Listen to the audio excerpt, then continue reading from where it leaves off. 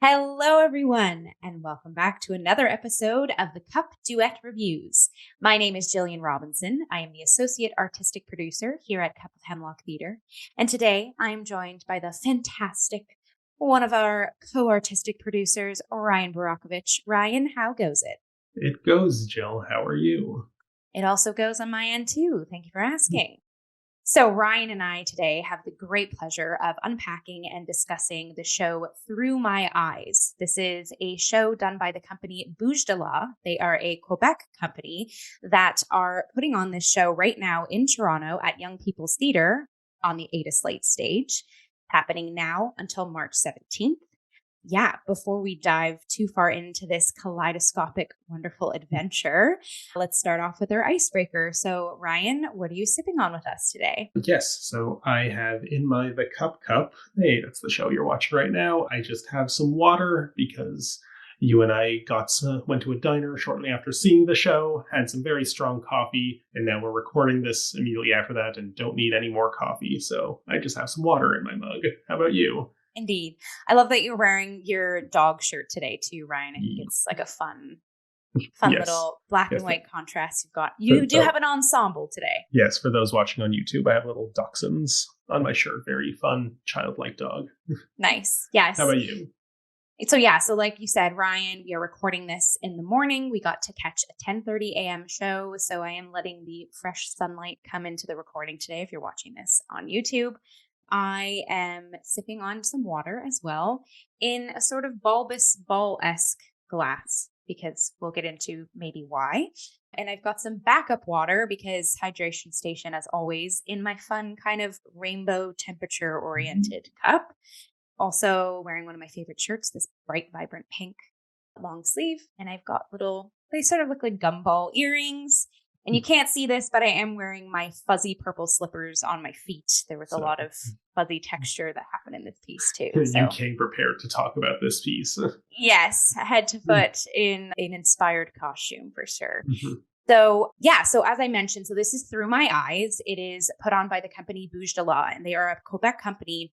It's actually a rare professional company that does dance specifically for youth. So again, this company is gracing us on a Toronto stage at Young People's Theatre. And Ryan and I were able to catch a 10:30 a.m. show that was also filled with a bunch of schools that came to see too. And the production is marketed for preschool to grade 2. So yeah, lots of little tots were amazed and enthralled. And we'll get into why. But yeah, this production is only happening in Toronto until March 17th. So definitely get to Young People's Theatre to check it out. It's conceived, directed, and choreographed by Hélène Langevin, and it features 4 dance performers. So very ensemble-esque piece, so we will probably collectively be talking about them all. But Ryan, why don't you give us a little bit of, a peek into a synopsis into this conceived piece of work? Yeah, so it's a difficult piece to describe. It's very much, I would say that it is purely experiential. You kind of just have to be there in the room and witness it because it is a dance piece, like you said, targeted towards children, but there isn't like an explicit narrative to it or something that you can synopsize in any meaningful way. We can maybe read into what is it saying, as we will probably do, post a little spoiler shield, but just for a vague-ish overview, I would say that, it features 4 dancers who all enter the stage wearing black and white outfits with interesting geometric shapes, and they encounter at first this big fuzzy ball, and there's a bit of a playful dynamic with what is this thing? Let's see what it is, kind of jumping up around it, on it. And then as the show goes on, more fuzzy balls enter the scene, the lights take on interesting shapes and colors, and it is very much, what I will say is it's an exploration of color and shapes and music and sounds and a big sensory experience, but I wouldn't say it's like in any way educational or oriented towards learning about geometry or colors or anything. It is very much about the feeling of engaging with these things, and specifically in a way that, as the title Through My Eyes suggests, it's very much trying to capture the way that children interact with their senses, with the world, and specifically through the childlike imagination of finding wonder in the ordinary and the little things, which it enacts quite simply through just finding wonder in the ordinary things. It's not like a story about this is ordinary, I wonder what it is. Oh, right. It's wonderful. So yeah, it is a purely movement-based piece. There is not a single word. It's completely nonverbal. And yeah, it's as it goes on, like different things happen, different shapes enter the picture. There's something we probably will talk about a little more post-spoiler about the circle versus the cube, or the sphere versus the cube, as part of maybe the thematic center of this piece. But yeah, it really is just a big exploration of various sounds and shapes. There's a sequence in the middle that is evocative of the floor piano from Big, the movie Big, which I quite enjoyed. Just like a lot of great stuff. And it really is just, one that captures the children. Like, as you said, we saw this with multiple school groups and they all seemed like riveted in it. Some, I feel like there's different ways of describing the ways that kids interact with pieces like this. Sometimes you say like, oh, they were invested because you could hear a pin drop, and other times like, they were invested because they were chattering through the whole thing. And I would say both of those types of reactions were representative of the audience that we attended this with. There's different ways of engaging with it. And while maybe some teachers were like shushing the more talkative kids in the audience, I think they are engaging with it in a way that, provokes questions. And of course, with the school group, there was a brief Q&A at the end, and the amount of hands that went up, you could tell that they were so invested, and they wanted to ask all kinds of things. And for a show that doesn't really have content or a story in the way that they might be most familiar with, the fact that they were that involved in it and wanted to ask all their cute little questions is, I think, a testament to how thought-provoking or feeling-provoking they must have found it. So totally, that was my best attempt at trying to that's this. Great. I'll pick up the torch from you. Please. Too. Yeah, I think this piece does a really good job of, we talked about this briefly right after the show ended, of coloring outside the lines.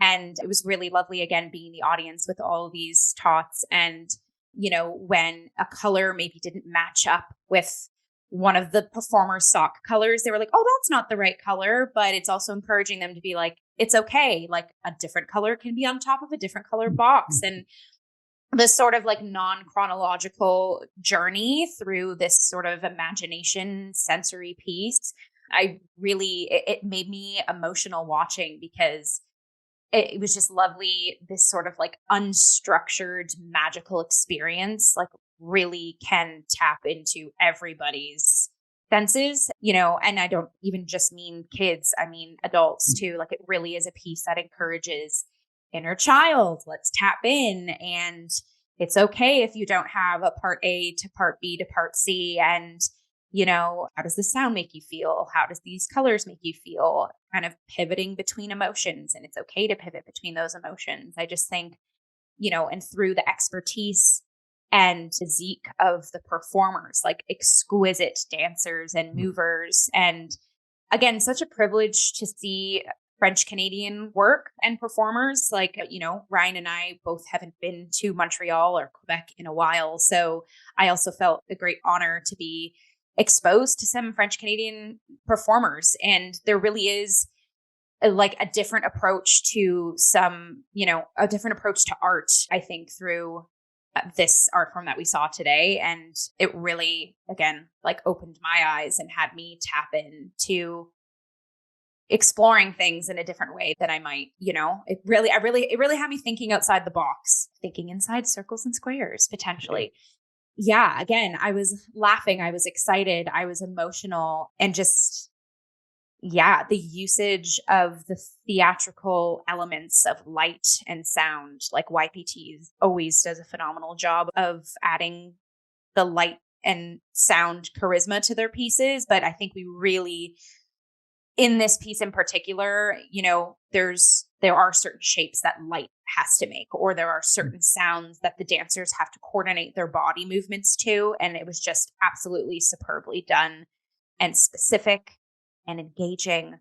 Yeah, I think that's definitely a general appraisal zone. And again, like, this is targeted for preschool to grade 2, and obviously families as well. But I encourage my fellow artists to come out and, again, see see how we can tap farther into our inner child. Also, I've done a lot of TYA shows myself, and this was like such an invigorating, different scope into that domain of theater. And yeah, it was a great honor to kind of see how much the kids were positively responding to things. Get on out to YPT to catch Bouge de La's Through My Eyes. Yeah. Fantastic. I think we should go into spoiler zone. Okay. And our shield is going to be a big fluffy pom-pom, as one of our kids in the Q&A asked, because as Ryan was saying, there were several big fluffy, almost like exercise balls that were quite prominent in the show. So we're going to pop that on the screen now. It's our spoiler image. And we are now fully into the imagination. Hey.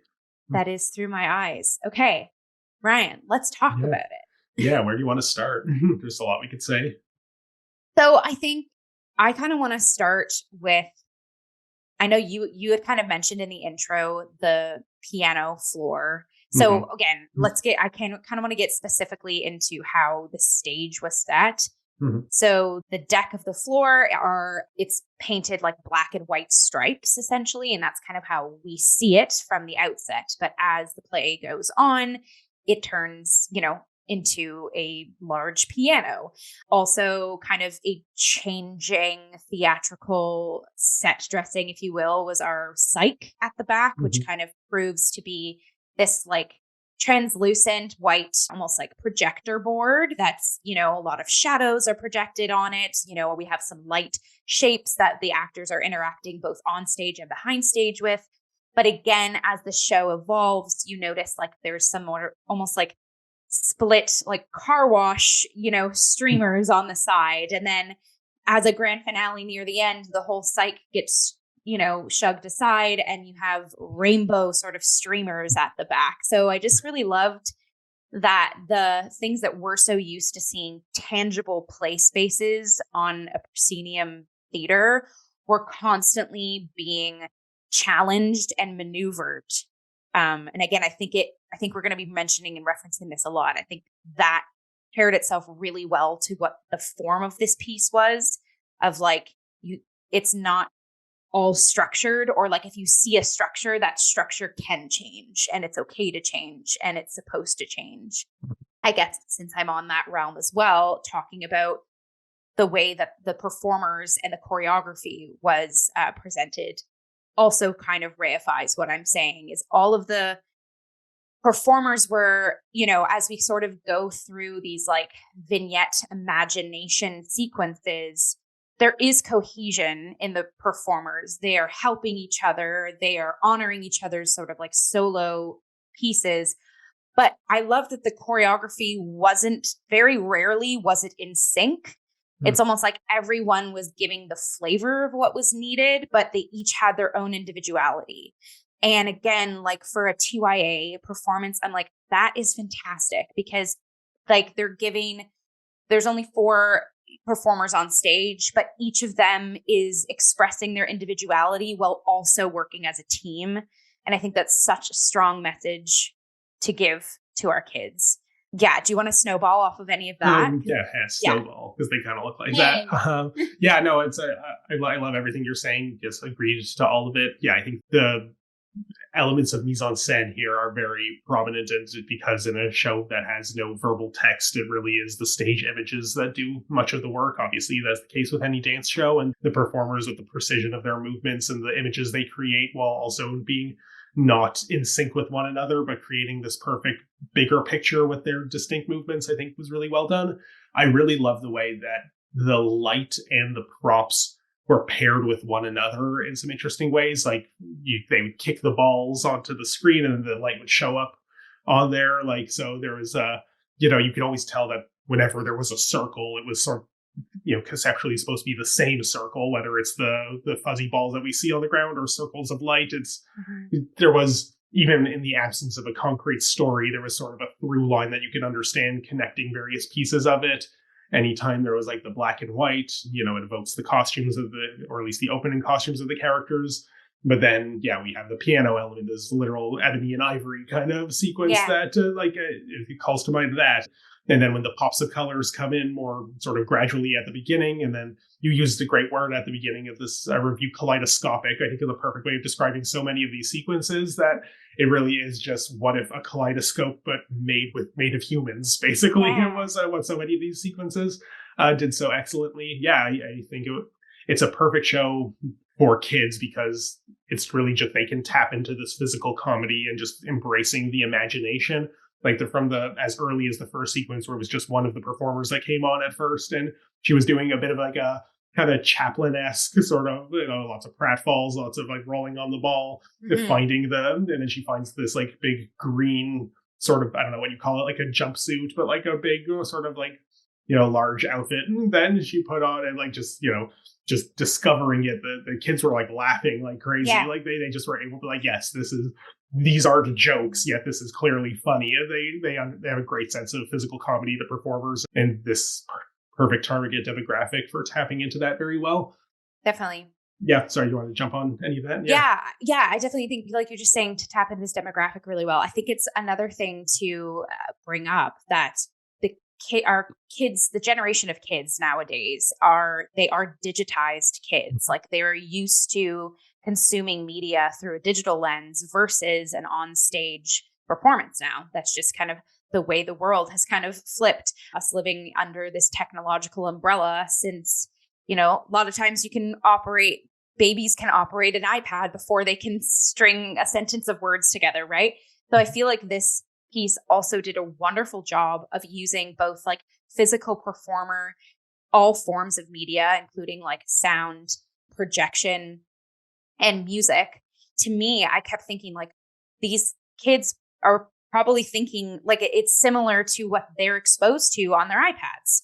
Like some of these sequence of, a lot of kids nowadays watch on YouTube, unpacking videos with fun music and popping colors, or their initial costumes of them all in their colorful jumpsuits. It reminded me of Booba. That's like it's a kids show that was probably popular for this age group.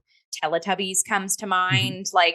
So I feel like it added up all of the different ways that media is probably exposed to these kids, and then went farther, like through giving them like an in-person clown experience, or like, different forms of gymnastics. Like I said, all of these performers were top-notch gymnasts too. So yeah, this piece definitely like adds to what a 2024 child's experience is with digesting media. I would agree with that, but I also think there's I'm not saying that you're doing this, but I think when we kind of like think of this current generation of, they are born with an iPad in their hands, they relate to the world differently. While that is true, I think a lot of what they are engaging with on those iPads is pretty, I don't want to say universal, but a little atemporal in terms of what it actually is. Like if they're watching some kind of, like you said, unboxing video or just thing with flashing colors, or what is it, Booba? I've never heard of that one, but whatever you think that is. Like, and then you just immediately said after that, like Teletubbies, like, yeah, the fact that something from like 2 or 3 decades earlier evokes the same ideas. I compared it to Charlie Chaplin earlier. Like, I think there is this idea that regardless of what medium we engage with these things in, that there is this through line of a kind of artful simplicity that kids are able to tap into really well. That, like, I wouldn't say that this is a show that's necessarily aping digital or YouTube or TikTok aesthetics to pander to the youth. Right. Again, I'm not saying you're suggesting that. At one point, like when that big, when the psych comes on at the end and changes to the streamers of multicolors, you kind of pointed out to me, like, it looks like the Netflix banner logo, and like with the light it was under, like, yeah, it actually does, and kids wouldn't even recognize it as such. Exactly. You did, but like, it's not like I like this because it's Netflix and it reminds me of the thing I watch my Baby Shark on. It's just like, there is something. I feel like it's overcomplicated to describe it as primal, but like it is, there's something just like innate within us that, we see fun colors and they fire our imagination. We see, silly people wearing these big colorful jumpsuits, and there is just like a childlike simplicity that we can all really tap into. We hear a funny rubber ducky squeak slide whistle song, and like that's just a funny sound that I'm going to enjoy. And I think why I sort of make this point is because I do think this is probably like such an analog concept. Like, even if it is maybe seems familiar to things that the kids would see on their more high-tech devices. I think somebody who's very much invested in, this discourse of like digital natives and kids they think so differently than we do would look at it. An adult would look at this show and be like, oh, kids won't like this. It's too simple. Where are the laser beams and like high tech things? They're like, no, this is what they're watching on those devices is pretty much just this kind of thing. Analog, digital, doesn't matter. The only difference is they're maybe not as accustomed to quietly watching it because they're used to not interrupting what they see on their screen or being able to interrupt it with their questions. But, my thoughts on theater etiquette, get that out of here. Like kids don't need to be policed into how to properly watch a play. That they have their questions and it doesn't bother the performers on stage if they do. Yeah. Yeah, sorry. It's okay. I think another thing I want to pick up is you've mentioned this a couple times of how it really does paint like a universal experience. Mm-hmm. And I think, again, knowing that this was primarily for preschool to grade 2, there was a baby in our audience too that was absolutely enthralled. And again, knowing like a little bit about child rearing at that age as well, like black and white contrast colors is, important for fundamental years. And then the pop of color, like, again, the piece was getting my check mark of like, okay, you're also encapsulating how to, tap into the infant side of your demographic. And then, adding the layer of comedy and a relatability for preschoolers, check mark. Also, this piece is wonderful for kids on the spectrum or folks on the spectrum. Sounds, the color, the pivoting, you're not stuck in the same hue or a same scope for a long period of time. Yeah, again, I just think this piece really invites everyone in. And I think, I kind of want to talk a bit about, us being the audience members, seeing it as, young adults. And both me and you, Ryan, we are in the art sphere. So everybody's experience with this type of piece would be different anyways. But I absolutely felt through me tapping into my inner child, which mechanically the piece was doing, there was a lot of pop culture that popped in. I know we've kind of talked about it, but I really do want to map it out of sort of like what came up for me. So you mentioned the streamers coming across in like a fast pace, Netflix, the logo that popped in when they started doing the piano piece. I too thought of Big. I also, when they created the shadow of the monster in the back, I thought of Where the Wild Things Are, which again is like a staple in our generation's childhood. We've talked about this already too, but those initial morph suits at the beginning reminded me of Teletubbies. I love watching Teletubbies as a kid. So as I was kind of just breaking open my inner child by taking in this piece, images and pop culture from my childhood were peppered in to this, which I thought was a really cool duality that was kind of going on in my brain the whole time. And I think that's also why I was like emotional and like very giddy. And I've said this in our other reviews, like specifically dance theater reviews. I am someone where these types of pieces, like they really do open me up as an artist, even more so than just straight plays or musicals. There's something about dance and movement theater. Whoa, yeah, here I am fangirling over here. But I want to kind of go back to and maybe dive in a little bit. Ryan, you're talking about shapes and circles and squares. So why don't you kind of open up your brain or your thoughts or imagination to what you had in mind for that? So this, I will preface, this is the closest thing to a critique I have of this piece. And like, it's not even that. It was more just like an observation that I thought was interesting about it, because I want to read something from the digital program here that the director choreographer wrote, because it primed me reading this in the auditorium before the show began to experience the piece in a certain way. And I wanted to talk about how that impacted what I saw after. Okay, the circular shape then revealed itself to be indispensable, indissociable. The cube entered the scene afterwards to respond to the circle, to challenge it with its angularity, its solidity, its stability. It stands so diametrically opposed to the ball on which we wish we could lie down and rest, rocking gently. So that's a little piece of it from a longer program note that I don't need to read the whole thing of. And it's interesting because with that in my mind, yes, obviously we're introduced to the sphere early on, this like big thing that we want to lie onto, but it's like wobbly. We can bounce on it, but rejects the stability, but it kind of has this like perfect wholeness to it. And it's, pie, for lack of a better word, of the proportions of its shape. And then to me, I think this program note, again, this is just like a me thing, and most people probably wouldn't have the same feeling, set up more of a conflict than I think the show brings to bear, because it wasn't until well into the part where long after the cubes had already been introduced, watching it, that I even remembered that I had read this about how conceptually these are supposed to be opposites in some way, the sphere versus the cube. And I just had in my mind, like, yep, these are other shapes. And I get that in like a purely, this is probably too big a word to describe this kids show, ontological level, that these are two different things, and the angularity versus the fluidness of the circle are just, fundamentally at odds with each other as they're there. But I never felt like it was a source of conflict in there, as I think like maybe was something that they were thinking about in the room, but it was never like some of the ensemble members were like bringing in the cubes and others were trying to bring in the circles, and they're, look what I can do with my cube, look what I can do with my sphere. And then I know at the end there's the resolution to that non-conflict comes in creation of that triangle, that putting these two elements together develops this whole new shape. And that's what it wasn't a triangle, it was a house. A house. Okay, interesting. Like it had like so creating a home, marrying these two things, developing a family out of them. It is somewhere else in the same program note, it mentioned something about a journey towards others, or like otherness, or an exploration of that.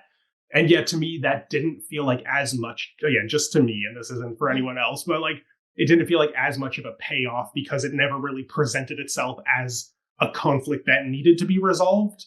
And I think like there's something maybe like fine and beautiful about that, is I have a square, you have a circle, neither is better or different than each other, but then it seemed like it was aiming for some sort of reconciliation in that final image that to me wasn't required, because there was nothing to reconcile. I don't know what you're making a lot of faces. Let me know what you think. Because it's not that I disagree with you, but to me, the spheres and the circles represented like childhood, represented naivete, represented innocence, represented imagination.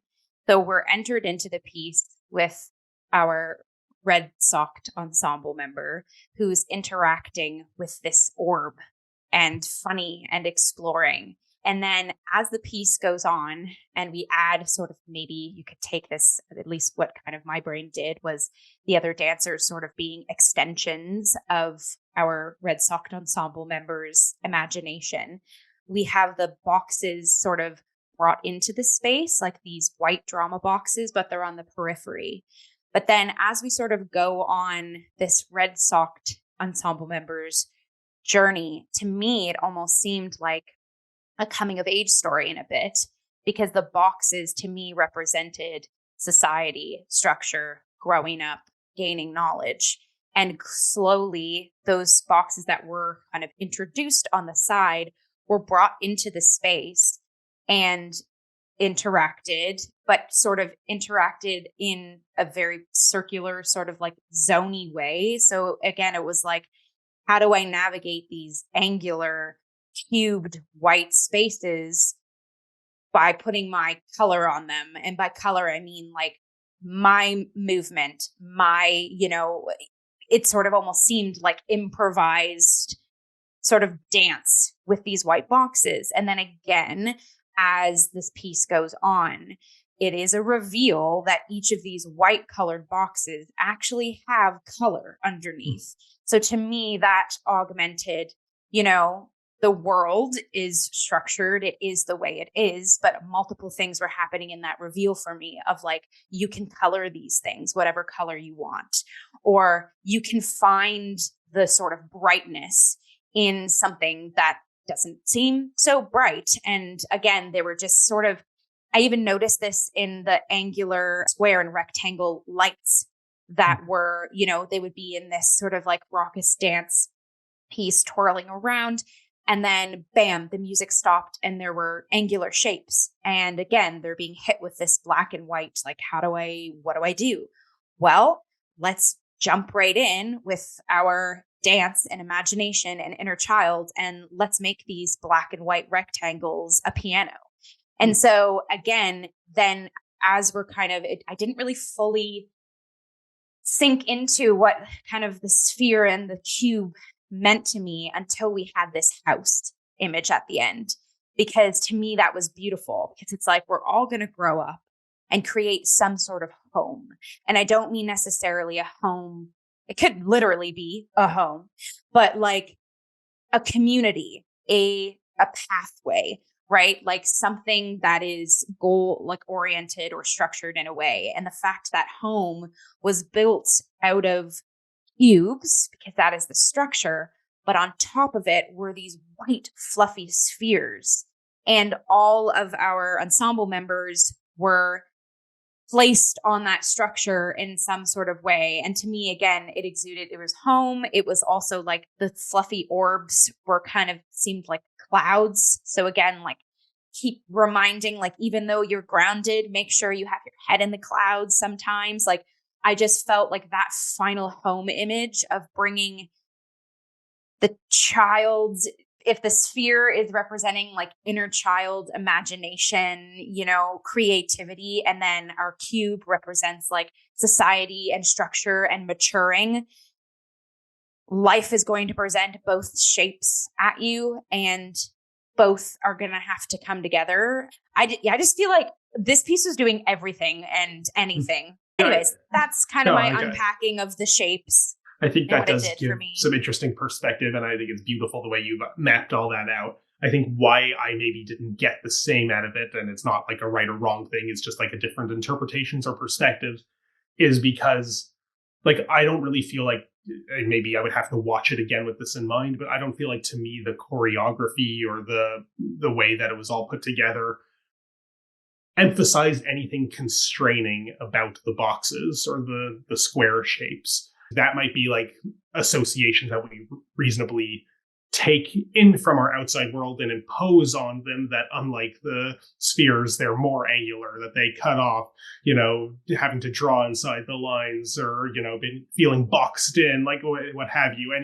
But I feel like I personally didn't see anything in the way that they interacted with the boxes that felt like it represented those ideas, let alone the antithesis to the childhood that the circles represented. So to me, like it didn't really feel like there was anything that, again, just needed to be married or meaningful in that way. Like it to, I don't know. Sorry, what's like you want to add isn't to it? this? But like, isn't it beautiful to think that our characters sort of like, if the spherical images sort of represent this naivete and creativeness, isn't it beautiful to think that there is nothing scary or fearful of these angular shapes that come their way? Like, I hear what you're saying of like, I feel like there was never sort of a conflict or like a trappedness. And it's like, to me, I take away like, what a wonderful message of like, what does it mean if we continuously now rear this generation of kids to be spheres regardless of what comes their way? Yeah. You know? Like and how they interact with boxes and with like squares and rectangles and angles are always approached with a roundedness. Like, I just think that's, again, you're saying all these lovely things that I think like, oh, that makes sense when you describe it that way. But then thinking back to like, it almost, therefore, I don't know if we could say that it actually carries that meaning then, if that's not a meaning that it carries. And that's maybe you as an adult taking that meaning in, but it won't mean that for the children if we're not letting it mean that for them. If we're like, isn't it beautiful that it doesn't mean that? I'm like, sure, but then it kind of doesn't mean any of what we're discussing. But again, I think there's going to be kids that have my insight and kids with yours. Again, I feel like it goes back to what I was saying, like this piece does everything for anyone. It very much is just something like you will take from it what you want. And as I described it at the beginning, it is more, you know, I would say there's nothing specifically educational about it. It is purely experiential, and you just get to have this experience and make as much or as little meaning as you want from it. But I feel like there maybe is a story lurking in there that I unlocked with the skeleton key provided in this program note that I don't really think it tells as much as it maybe wanted to at the outset, perhaps, or that you have to bring your own imposed ideas upon it to make it tell that, as opposed to just letting the piece speak for itself in that way. I also want to change the way we're saying, I think experiential learning is just as much, if not more advantageous than educational. I didn't say it. This isn't a value judgment. I know, but I'm just saying, like, I think this piece very much is educational. Like, I think it is, you know, defying sort of like the structured educational system that we have across Canada and a lot of countries across the world. Yeah, I think it's like, it's a scope into, it's tapping into emotional intelligence, I think, then, and that should be a staple in our schoolhouses. It's not a lot of the times. It's slowly getting better. But yeah, I think experiential learning, like we saw through this show, should be called educational. Because and like by virtue of the fact that multiple school groups came to see this, took time out of their structured educational setting to experience this piece, clearly people recognize that there is value in experiencing something like this. And yeah, I certainly won't disagree with any of that. Okay, look at that. Fruitful discussion, unpacking, you know, kind of putting an adult deep dive into this fun show. Yeah, I feel like I want to sort of end our conversation there, because I also feel like this piece is so good to just breathe and let be. And, you know, there also is a lesson to learn here too, of like, adults deep diving into this is maybe, you know, the opposite of what something this lovely of a piece should evoke. So at the end of the day, we're engaging with it. It clearly affected us. We're thinking through the way it affected us. I'm sure I'm going to be thinking about certain images from this piece for weeks on end. Like, it's definitely is a piece that in its experiential nature does stick with you and, you know, encourages you to think through it again, as much or as little as you see fit or as it prompts you to do so. Yeah. And something else I thought was, because there was the Q&A, but so many kids raised their hands that, of course, they couldn't get through all of them. Something that the member of the staff who was facilitating the Q&A said is all of the students are encouraged to tell their teachers the questions they have and send emails, and they will get answers to all of them. So they are already encouraging the children to think through it, whether it's on as deep a level as the kinds of things we're talking about, or just simple ideas like, how did you do this or that stage image or gymnastic move, or what do you think the balls mean? Like, there's all kinds of things that I'm sure the kids will continue in their classroom setting discussing how this piece affected them in that way, which I think is beautiful. Definitely. Yeah, absolutely. I love that YPT does that. Yeah, it's like writing the letter to Santa and HOHOHO and having him write back. It's like the exact same kind of idea that, you know, the fantasy of the theater doesn't end when you leave the theater, that there is this kind of, you know, overarching cloud of mimesis that continues onward as they keep entertaining the fantasy thereafter. And in the playground, they'll be having cup conversations, just like we are. Yeah, and I'm sure kids probably will at recess. Ooh, let's reenact the thing. Here, grab that basketball, and I'll jump on it, kind of like the same way as like. And that's fun. Like, the theater is this gift that keeps on giving to the kids in this way. And if they want to have a cup style discussion about it after, I'm sure a lot of them will be like, "What was your favorite part? Oh, I like that too. What do you think it meant?" I think that's great. Definitely. I also think too, a lot of the kids in the Q&A, they were enthralled by and we've mentioned this a lot in this review, but like the physique and the gymnastic abilities of these performers. And again, living in such a digitized world, like, I loved that at least two of the questions we got were about like, how did you do that cartwheel? Or like, how did you do that headstand on the box? And again, I think it's like kids that are exposed to like, you know, in-person community and in-person utilization of your body, and how, you know, being in community and using your body and, you know, physical activity is very important to me as an artist and in my practice as well. And I think it's important for kids nowadays too, to ask those questions. And yeah, not only are they gaining strength in mind, in emotion, in heart, but also they're inquiring about, what does my body have to do too? It's again, checking all the boxes. And I'll take that even one step further. These are kids who are probably already familiar with what CGI is. Most of the media they consume is able to do literally anything, put anything on the screen, because, you can just animate it. So I think this is like an interesting, perhaps for many of them, first theater experience to see something where the performers perform remarkable feats right in front of them in a way that they can recognize cannot be digitally created, that it is just the skill of these humans making it happen before their eyes. And they have legitimate questions about the process of how that is even possible, because maybe they've never seen something, even if they've seen more remarkable, amazing things in like The Mandalorian or whatever the kids are watching these days. They've never seen it maybe up close and personal in this way and realize that this isn't a magic trick. This is just the skill of what this person is able to do before me. Yeah. Yeah. Opening their minds to be like, you can have these skills too, little ones. Yeah. Keep seeing live theater. Yay. Okay, on that, yes. So we will pop all of what I'm about to say down below. But again, this production was Through My Eyes. It is by the company Bouge. They are a Quebec company that are performing right now here in Toronto on the Ada Slate stage at Young People's Theatre. And the shows are happening now until March 17. There's various different times throughout the day too. So we'll go to their website. We'll pop the link below to catch this show. Indulge in your inner child.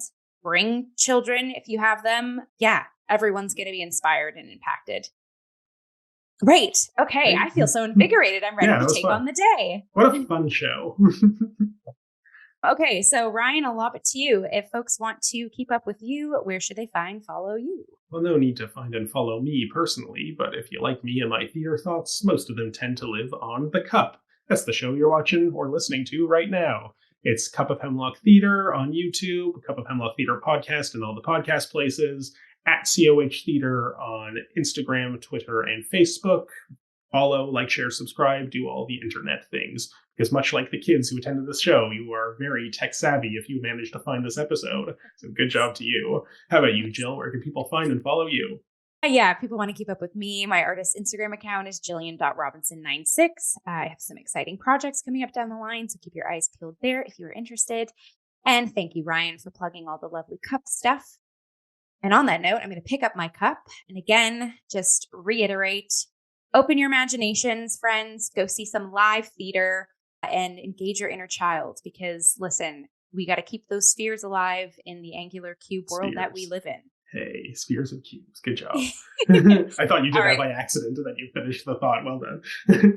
Amen. My improvising skills right now are on fire. Yes, and... All right, so I'm going to take my glass of water. I'm going to give you a final cheers, and we'll catch everyone on the next episode of The Cup.